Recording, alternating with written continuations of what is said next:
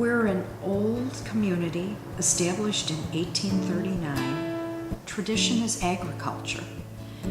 But we also have a tradition of renewable energy from back in the 1800s. Our oldest manufacturer is Baker Manufacturing Company.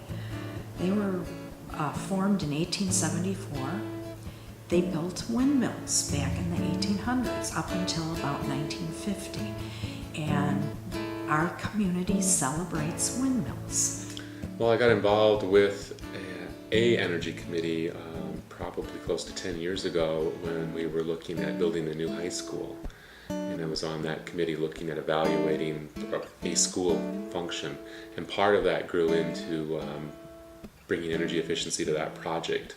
And we got together as a group and worked on that, and then kind of morphed after the school project into looking at the community as a whole, coming up with ideas. And one of the things that came up was, well, we've got this history, and we actually have Baker Manufacturing, which was a huge producer of those wind turbines for farm pumps that you saw everywhere for decades.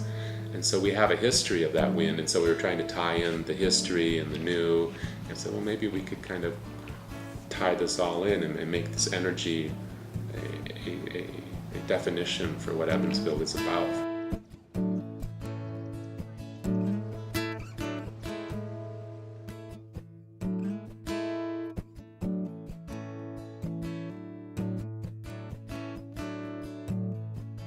The Public Works Garage was at one time an old grocery store, and so the lighting in there really needed updating, and so we focused on that.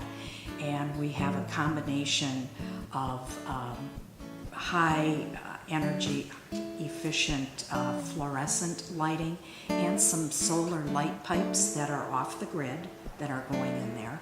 And the final project was upgrading our streetlights to LED technology, which is extremely energy efficient. We anticipate probably with the streetlights and the public work lighting project and the biomass burner at the Public Works Garage, at least $15,000 savings in just those projects of energy, of dollars. And that would mean that we don't have to increase our taxes, or we can reduce them, everything else being the same. But that's a 5% savings right there.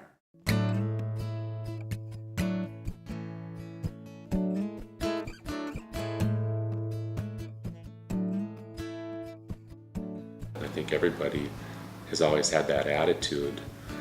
What's it going to take to make something happen? And we always said, well, maybe we're on the cutting edge, or maybe we're on the bleeding edge. At least we're out trying. And I think it was just very beneficial that the funding was available to make this happen and push it over the edge. Because on its own, it's kind of difficult to justify a lot of this stuff without a little push forward, a little incentive to make it happen. I think it gets us from sitting on the starting line and gets us to go.